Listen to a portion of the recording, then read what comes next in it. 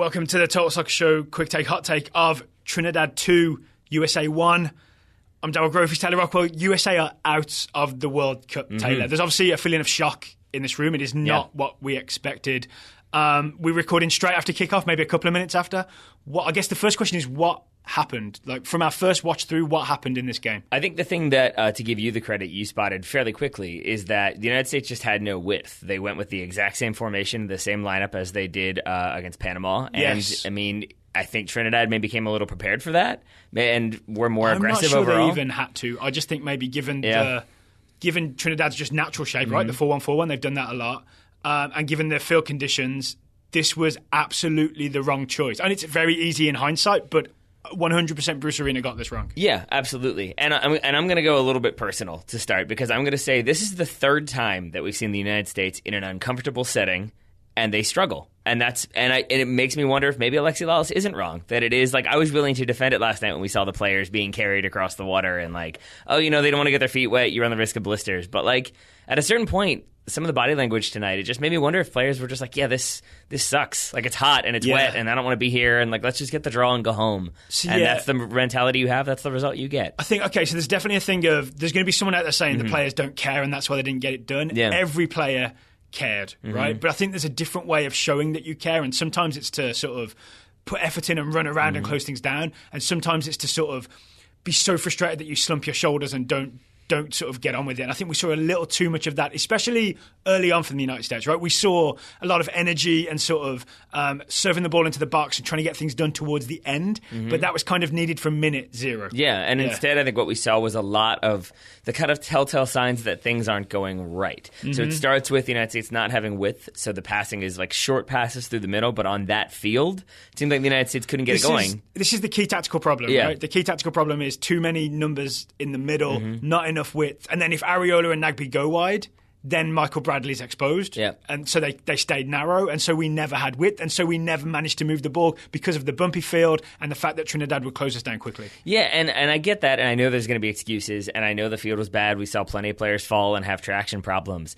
But by the same token, the second Trinidad goal, the one like the 50-yard rip, that's after like 12. That's like 12 passes from right to left and back to right. Like, I mean, they were able to string passes together, and sure, there's some sloppy ones in there, but it's them then winning those balls back. Did you notice that maybe Trinidad closed the US down on the ball and made it hard for us, and the US did not manage to do the same thing? Yeah, absolutely. I mean, and it felt like even when the United States did win those 50-50 challenges, did really go for the ball, it was still sort of without a plan. And I was getting frustrated by it at the end of the game, where like Omar Gonzalez would win headers, but he'd win them 40 yards right back into the scrum to be cleared again. It wasn't directed towards the US player, right? It was just launched forwards. It usually went to a Trinidad player. And that's a minor gripe in the grand scheme of all of the things to be upset about. But it just points to like, whereas Trinidad they'd have one guy go forward and he would win that ball and kind of hold it up and maybe draw a foul. I mean, the last 5 minutes, the United States couldn't really get anything going because Trinidad kept drawing fouls and kept playing their way out of pressure, and the United States kept playing right back into that pressure. All right, maybe we'll talk about some bigger picture stuff later in the show, and maybe in the future when we've sort of had time to process this, because there is still genuinely a feeling of shock in this room. We're not quite sure what to do with this because we didn't expect it, right? No, I mean, I genuinely feel embarrassed right now. Me too, yeah. I feel embarrassed because I know all the headlines tomorrow, and I'm sorry for people who are listening because I know this isn't going to be fun to hear, but I mean, that it's going to be... That's going to lead. I mean, it's going to be the United States and Chile not making the World Cup. Those are going to be two huge stories. It's going to be Chile and the United States. Well, yeah, obviously. Yeah. But still, it's going to be maybe worse because at least CONMEBOL, you've got some really strong teams in there. And the narrative this week about CONCACAF has been you have the opposite of that. And the US finished 5th in the Hex. I mean, what, 12 points total from 9 games 10 games, whatever? Yeah. Good Lord. That is depressing. So the reason why I say I'm embarrassed is because it really did, I firmly believed that we had reached the end of the Klinsmann tenure, and I felt like things are not going well. You mean when he was fired in November? Yeah, but we had held out for so long that no, he's trying this, he's trying that, he's getting them to fight. It's okay. And then those last few games, we were completely no, this is not working. Things have to be changed. Yeah. We were both, I would say, 100% in on Bruce Arena. Yeah. And we expected him to at least be the pragmatist that we know him to be. We expected him to get the results that are going to do enough to get to the U.S. to the World Cup. It's not going to be super exciting, but at least they're going to be a World Cup. And to have it, I mean, halfway through this game, I said to you, this is a Klinsmann team. This is like, I have no idea what they're trying to do. It has the same feel where you don't know what the plan is. I don't know what the plan is. I don't know what they're trying to do. They all seem disjointed, but also kind of angry that they're there. You cut to the sidelines, and you have players like Jeff Cameron looked about as angry as I've ever seen a player look. Like cooler, twiddling his thumbs or something at the end. Yeah. Like literally twiddling his thumbs, and it just felt like nothing was different. It felt like it was the same as it was midway through the cycle when things were really in crisis. I would say, I don't necessarily disagree with any of that, but I would say that there was a plan, but it was the plan that beat Panama. We took away to Trinidad. And the conversations I had with Bobby Walsh a couple of times, he mentioned fun, Bruce, where, we go all-out attack, and or at least we put a lot of attacking pieces on the field, and you put all the pressure on Michael Bradley to just get the ball to those attackers, or you leave him with a lot of space so that the attackers can get forward. We took that same plan to Trinidad, and it failed. We have, apart from the Mexico game, right, with the 5-4-1, which turns out it was like genius at the time, right, to go to Mexico with that plan, get that 1-1 draw. Every Bruce Arena away qualifier has been either disappointing or a disaster, right? Yeah, and this one falls under disaster. I mean, absolutely it does. And I really, it's a shame for him. Because he was naive. Sorry, I forgot where I was going. Sorry, it's one of those nights, right? Yeah. Because it was a naive shape to take away to Trinidad, to go so open, so early, and try and play through the middle on that horrible, horrible field. They definitely knew about the field by today, right? They were talking about it yesterday. There should have been a plan to deal with the field.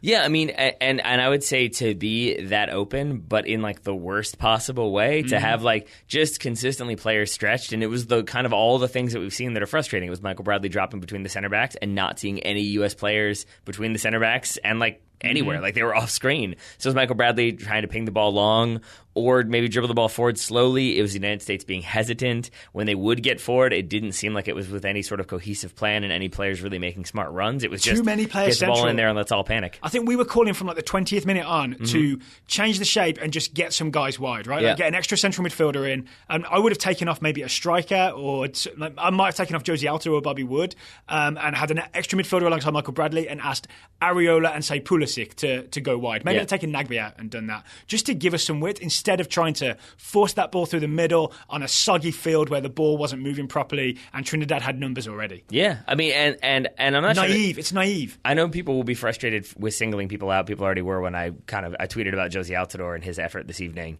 No one had a good game, don't get me wrong. Yeah. But Josie Altidore, I think it stood out because of what we've come to expect from him and that energy, enthusiasm, the dropping deep, the running off, the kind of cheering his teammates up, getting in opponents' faces when the situation calls for it. And instead, there was a moment in a minute before the goal where he loses a 50-50 challenge and he reacts like a 5-year-old who got the ball taken away from him. Yeah, he sort of spun in that circle with his arms in the air. And then like stormed off in the opposite direction as Trinidad and Tobago broke. Like that's...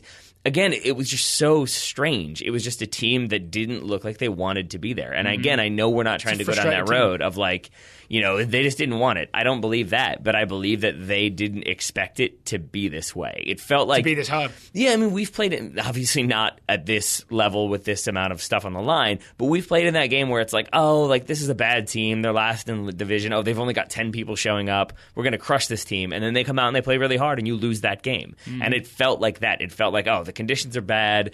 No one is actually here. Like, the attendance was maybe like half full, maybe. You could hear the pumps running. Yeah. Right? Yeah. I mean, and it just felt like maybe the U.S. players thought, like, come on, guys. Like, let's be honest. You guys have nothing to play for. Like, let's just kind of get this game done with, and then we'll go back to our clubs. And now here we are.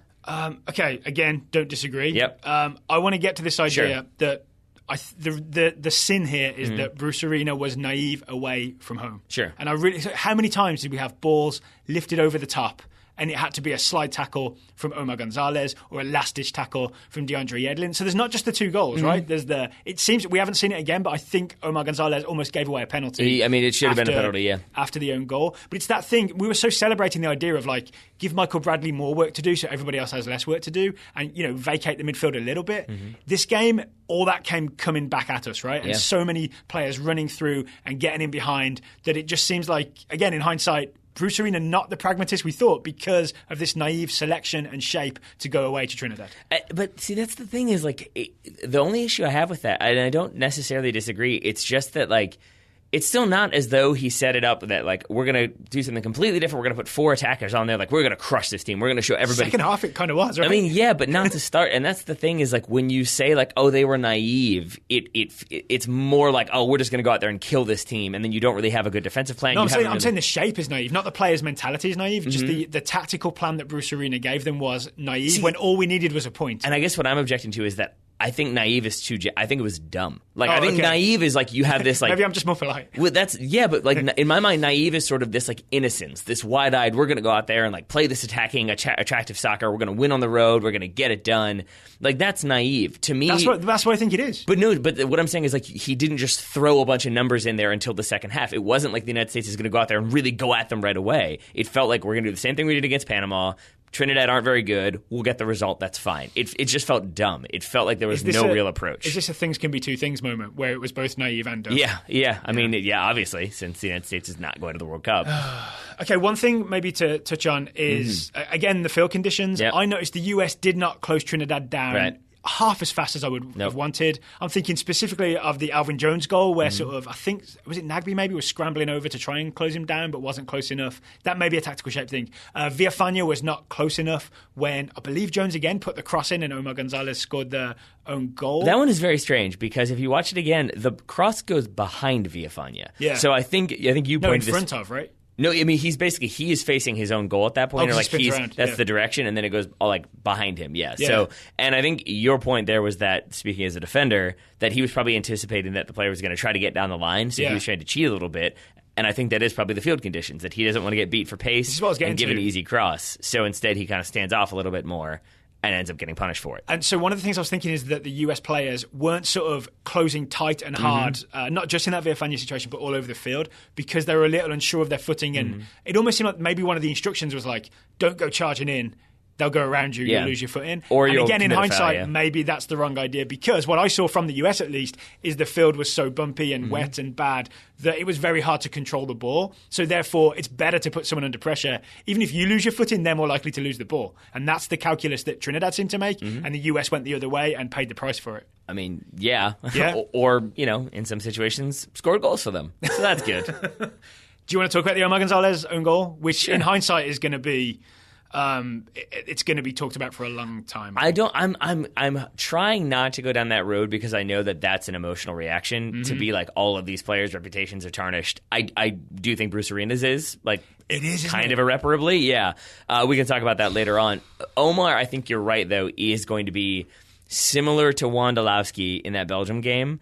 I think the only thing that lets him off a little bit, I was going to say like he'll have that same reputation. It would be that same like, oh, Omar, he ruined everything. The only difference would be that so many players were good in that Belgium game that it made that miss stand out. So many players were bad in this game that it's not like that one mistake was what cost the United States. Right, and also because of Pulisic's goal to pull it back, it's technically not the goal that we lose on, right? We actually lose on the Alvin Jones goal, the second goal. Yeah. Right.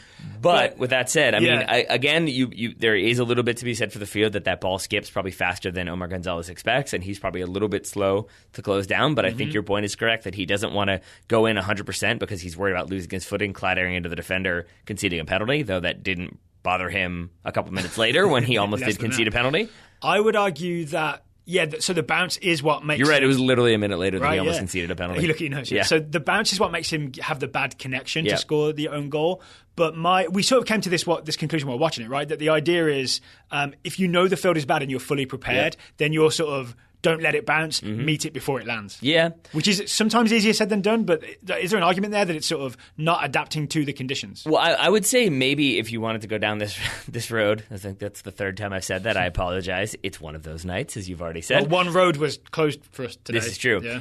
I feel like this own goal is a good metaphor for the entire evening in that Omar Gonzalez gets to the ball, he makes an okay play on the ball, but it's that sort of half clearance that he doesn't even really put his foot through it. He kind of just puts his foot out to stop the ball, and that's a half measure that leads to a deflection that leads to an own goal. It wasn't let's at least be certain and just get rid of the ball. Yeah. It was this sort of well, I'm not sure, I'll just get a foot to it and then put it in my own goal. Whoops. What do you make of Bruce Arenas' changes as the game went on?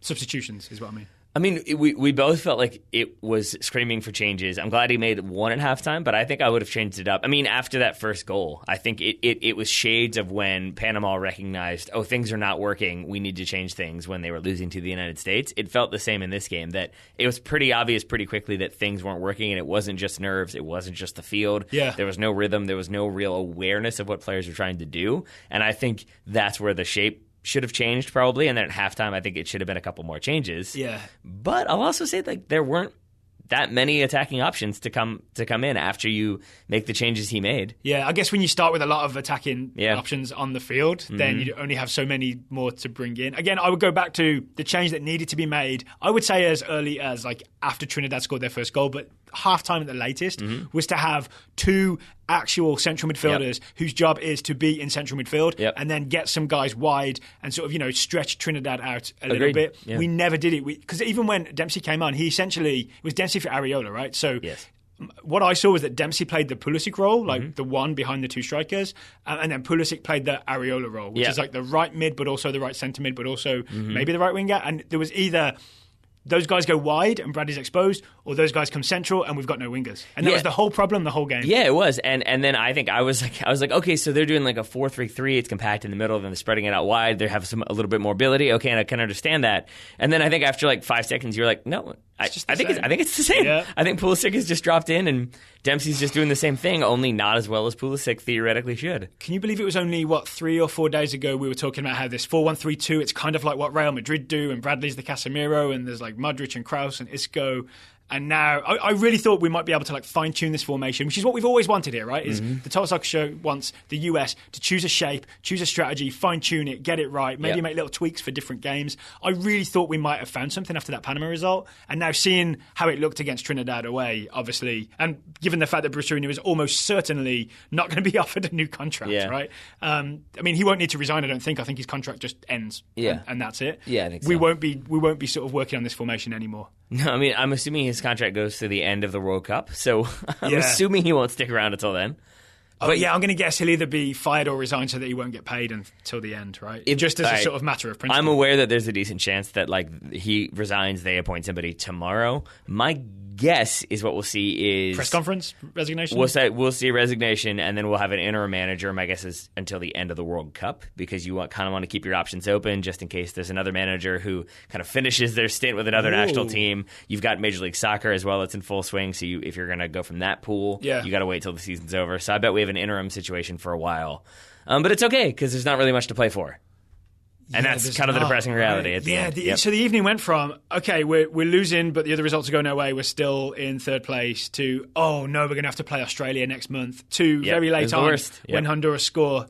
Oh, we're out. I mean, I couldn't believe we got to the point where you and I watched they did the star wipe to the Mexico game with that free kick. Don't get me started on the Bean Sports star wipe. I did not need to see Uruguay's goals and celebration. Nope, sure didn't. Yeah. But it got to the point where we were both praying for a Mexico goal and a free kick as like our only hope, and I can't believe Guardado stepped up. I had in my head, I was thinking San Guardado, maybe. Yeah. I mean, but when it gets down to that level, it reminds me of USA in the 2006 World Cup when they were eliminated at the group stage, and it was sort of like, but if this and this and this, like hoping that maybe something could happen. And I do think that if you go back and probably watch from beginning to end of this CONCACAF qualification campaign for the United States, all of the symptoms are there. It becomes that it's going to be an easy book to write, I feel like, of just sort of everybody or a lot of people being like, okay, well, we've got it wrapped up. And that's, again, why I feel embarrassed, is because we both felt like they're going to get a result. It's going to be fine. Everything's going to be okay. Do you feel embarrassed, like, of the US national team, or of, like, things we've said on the Total Soccer Show where we were kind of optimistic about this team, or...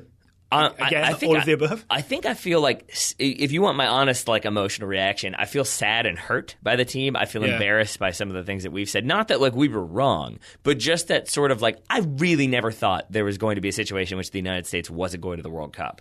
Even with, like, 10 minutes to go, it was still like, oh, Mexico are going to score, something's going to happen. And that's probably the arrogance born of qualifying for every World Cup since the 1990s. I think it is. You just, like, the sun rises every morning, so you expect the sun to rise every morning no matter what, right? No, and with that in mind, I'm going to say, though, I am not one of those people who thinks, okay, but this could be good. It's not. It's terrible. It is very bad for the United States Soccer Federation. It's very bad for soccer in the country. Yes, it's going to continue to grow, but you and I can attest to the fact that, like, our numbers jump with every World Cup. Total Soccer Show downloads? Yeah. I mean, they jump with every World Cup, with every major tournament the United States is in. Mm-hmm. Awareness increases when the entire country has a thing to rally around and be excited for, and we don't have that. And so it's going to hurt the program.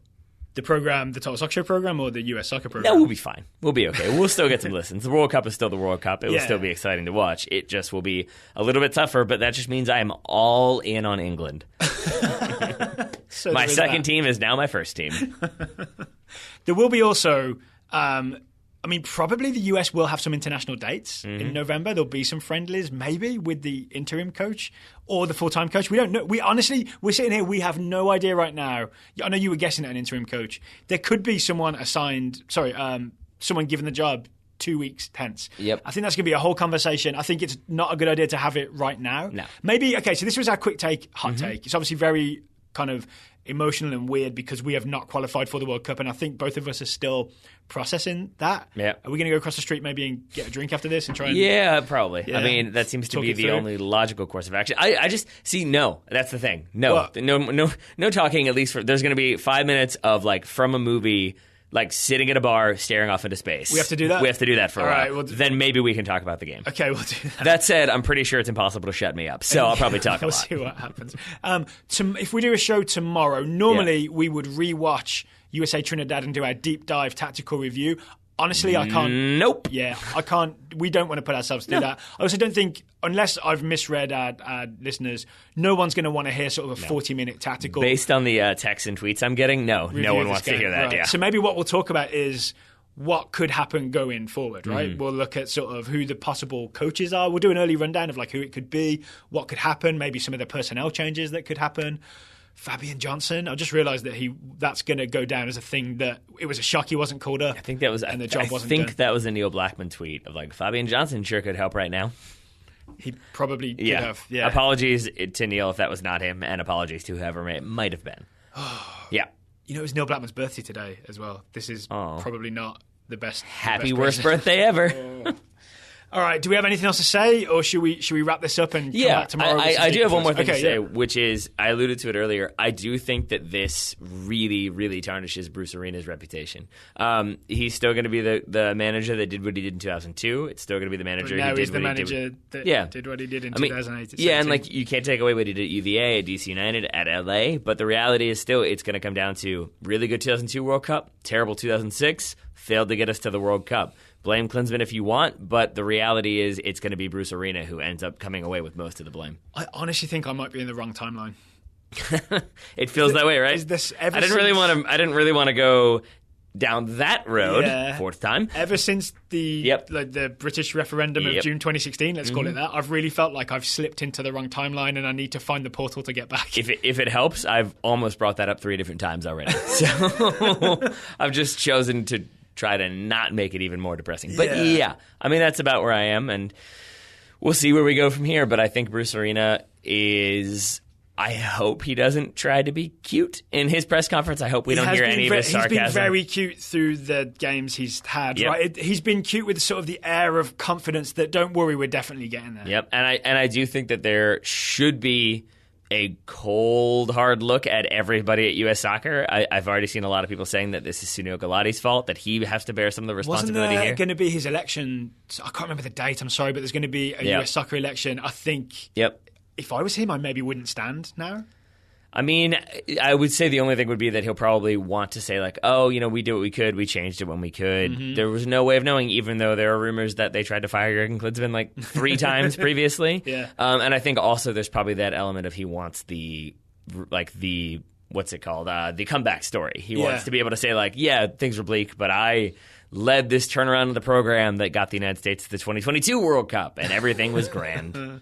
I mean, U17 World Cup victory. Winning the hosting for the 2026 World Cup might be Sunil Gulati's best chance at some sort of legacy out of this. Oh, I would love to hear him try to justify that. Also, if I'm running against him, you now have a very strong sort of political argument for why even if you could say that this isn't Sunil Gulati's fault, it's still like the qualification for the World Cup is like the economy in a presidential election, right? Yeah. Like it's the thing that everybody knows and therefore the thing that may affect the voting. Yes. Yeah. If only there were somebody who was actually running against him. I think there is. No, I think there are a couple of people running, but I haven't really looked at them seriously or given them proper attention. It may be time to look at them. That's probably going to be the focus of one of our upcoming shows. There's a Boston attorney, I believe. Yeah, so this is why it's quick take hot day lacks detail. Okay, any other closing thoughts before we close this down? No, other than... well, so then I guess yes is the better way to say that. Other than, I think we haven't talked about too many players, strangely enough, in this show because I think... Because of the... you mean during the Trinidad game? Yeah, I think we've talked a little bit here about like Josie Altidore, Paul Arriola, and little things like that. But overall, I think we haven't... Like, we've put a lot of blame on Bruce Arena. We've talked a lot about a couple players. And I would say that, nobody covered themselves in glory, and I think a lot of players... have some like soul searching to do and should try to figure out what they want to do at this point, because I think we've got some guys who this was their last chance or getting close to it. I didn't think about it. Do we? Oh yeah, definitely. Clint Dempsey, Tim Howard, who did not have a good game either. Jeff Cameron is 33, so this is probably it for him. 32, something like that. So I mean, you've got some guys who this is pretty much it for them, and I think that's going to lead to some changes. And I think it's also just going to require a lot of players to step up and realize that they never want to be in this position ever again. I've just realized it's really bad is we don't have we might have a Copa America in 2020. Like that's the next big tournament the US can look to, right? So it's going to be a lot of friendlies and a lot of sort of thinking about what the new coach is doing. So there's a weird couple of years ahead of us for the US national team. It has been, I've been with my wife for 9 years now. You and your wife have been together longer. This is going to be like a horrible breakup, and I haven't experienced that in a very long time. But it's like the type of horrible breakup. But you'll still be with the person at the end. You realize that, right? What do you? Yeah, but you're still going to be a US national team fan at the end of it. No, but what I mean is like when like you broke up with a person, you really had like strong feelings for them, and then you like see them at a bar, or you'd see them out somewhere. Like the World Cup draw is going to be like that. It's going to be like, oh, we should be there, and we're not. The first game, like when you see teams going off and you start to hear people getting excited and naming squads and the anthem comes out and all that, it's every single one of those is going to be like seeing your ex again. Dagger to the heart. Yeah, exactly. It's going to be rough. It's going to be rough. We're going to maybe need to invest in a TSS bar in the office. All right, listeners, so I guess steal yourself. We're going to go do that right now. Steal yourself for the next few months. Yep. I want to end on something of an optimistic I like the idea. I know what you meant by that, but I like the idea of like we're just going into hibernation for the next 2 months. No, I just meant that the things you just talked about are going to be really hard for people over the next few months. But it's also worth remembering it is only one World Cup and win that we're going to miss. And it's not at the stage where it was in like 98 or if suddenly like soccer wasn't catching on in America, right? It would have propelled us forward in terms of popularity, and obviously the program always grows when we go to the World Cup. But it doesn't mean that soccer in America is going to fall apart, which is what could have happened, at previous iterations of this. I appreciate that you're trying to end on an optimistic note, right? So I will say nothing. All right, listeners, thank you for listening. We share your pain. We'll be back again in the next 24 hours or so with some sort of more composed thoughts.